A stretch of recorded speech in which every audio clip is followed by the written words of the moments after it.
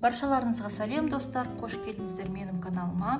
Бүгін біз тефтели жасаймыз. Видео қызықты болса, менімен бірге болыңыздар. Ең алдымен оған қажет болады тартылған ет менде. Одан соң бір сәбіз, 2 қасық күріш. Мен алдын ала оны тазалап жуып қойдым. Одан соң бір пияз керек болады, специй. Өздеріңіз қалауынша, өздеріңіз сүйікті специяларыңызды салуға болады, тұз және де бұрыш. Ең алдымен күрішімізді аламыз. Күрішімізді алдын ала жуып қойып, мен жақсылап тұрып жуып алдым күрішімді. 2 үлкен қасық күріш саламыз. Одан соң менде фильтрдан алынған су. Осыны жақсылап тұрып осылай құямыз. Біздің күрішіміз жібей берсін. Сәбізді теркадан өткізуге болады, немесе мен сияқты осындай ручной блендермен мен өткіземін. Осыны біз саламыз біздің жаңағы тартылған етімізге. Келесі менде пияз. Бір пияз, орташа бір сәбіз. Орташа көп керек емес. Бір жұмыртқа саламыз. Үстіне бір жұмыртқа. Бұл тефтели өте оңай дайындалады. Тез піседі. Шамамен бір жарты сағаттың ішінде пісіп қалады. Күріш, міне менде күріш. Күрішті мен жақсылап тұрып үлкен 2 қасық салып, жаңағы фильтрдан алынған суны құйып қойдым. Жібей берсін деп. Осы суды қазір төгіп, мінекей осындай күріш қазір саламыз.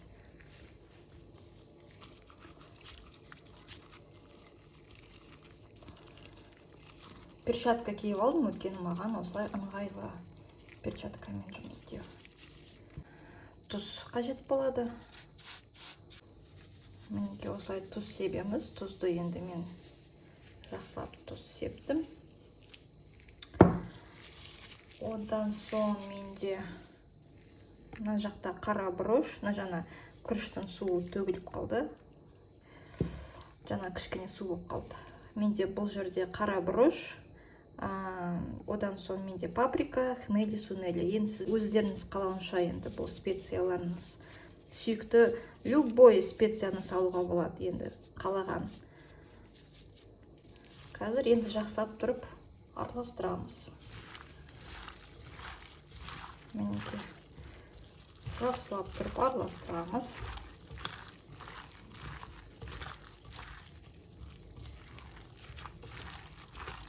Перчаткамен өте ыңғайлы жұмыс істеу. Ал достар, мінекей осындай менде тапаға мен орташа отқа қойып қоямын, жаймен деп қыза берсін.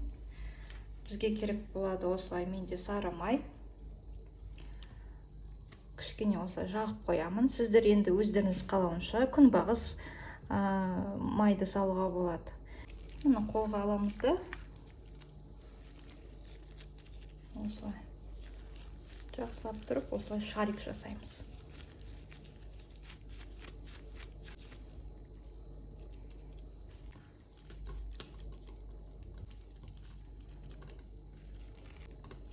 Осылай шарик жасап қоямыз. Ал достар, бізге керек 400 мл су қажет болады соусқа. Тефтелімізге құямыз. Одан соң бізге бір қасық ұн. Одан соң бізде томатная паста. Томатная паста менде қатырылған, замороженная. Мен осылай өзім қатырып қоямын. Ал бізге енді 400 мл су қажет болады. Қайнаған су, жылы суда болады. Главное, чтобы бізде жаңағы жақсылап тұрып олар растворились. Үлкен қасық томатная паста саламыз. Үлкен қасық ұн салам. Жақсылап тұрып осылай мұны салып араластырамыз. Жаңағы осындай венчикпен араластыруға болады. Жақсылап тұрып ұнымыз ерісін. Кішкене мен тұз қосамын. Енді үлкен отқа қоямыз.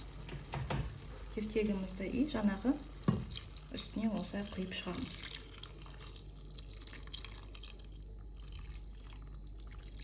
$400 мл су менде. Осылай кішкене болу керек. Астын осылай жылжып қойып, кішкене жылжытып қозғап жабысқанымыз үшін. Енді қазір біз бір үлкен отта қайнатамыз. Одан соң орташа отқа қойып, жаймен пісіреміз.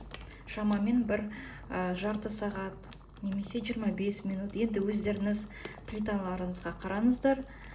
Газ плитаға болсын, плиталарыңызға өздеріңіз енді қарап қойсаңыздар болады. Асты күйіп кетпесін. Міне, енді менде үлкен отта қайнайын деп тұр. Газ крышкасын жауып қояйын.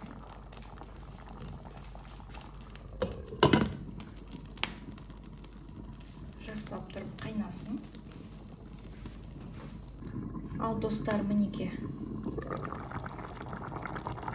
Қатты отта тұрды жаңа менде. Жақсылап тұрып осылай қарап қойайық. Жаймен отқа қойып қоямын. Пісе берсін. 1,5-ға қоям. Жаймен отқа қойып қойыңыздар, өзі жаймен деп піседі. Қаттыға қойсаңыздар, отта мына жаңағы біздің соусымыз азайып қалады. Жаймен отта піседі өзі. Ал достар, мінеке осындай тефтеліміз пісіп қалды. Жарты сағат менде өтті. Жаймен отта пісті. Қазір бірге көреміз. Арасын бетіп жылжытып қойайын. Жабысқамас үшін. Бір тексеріп. Ал қазір бірге көреміз. Қазір тарелкеге салып көрсетейін.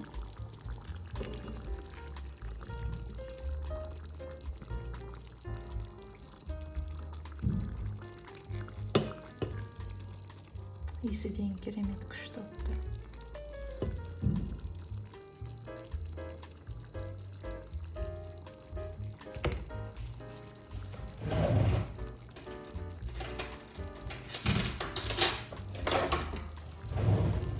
Соусты да көрейік. Соустың дәмін көреміз. Мінеке. Любой гарнирмен жеуге болады. Осы. Астын басып қойып.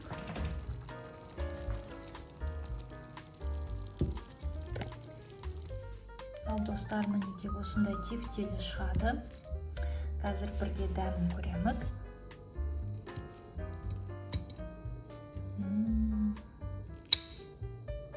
Иісі дейін керемет. Мінеке осылай шығады. Іші деген.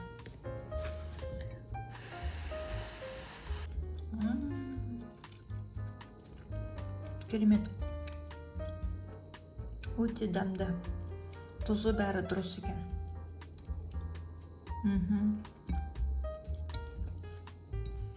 Ал достар, осындай рецептпен істеп көрдіңіздер. Өте күшті керемет шығады екен. Дәмді, өте дәмді. Жасап көріңіздер. Ал сіздермен болған бүгін Динара. Келесі кездескенше сау болыңыздар.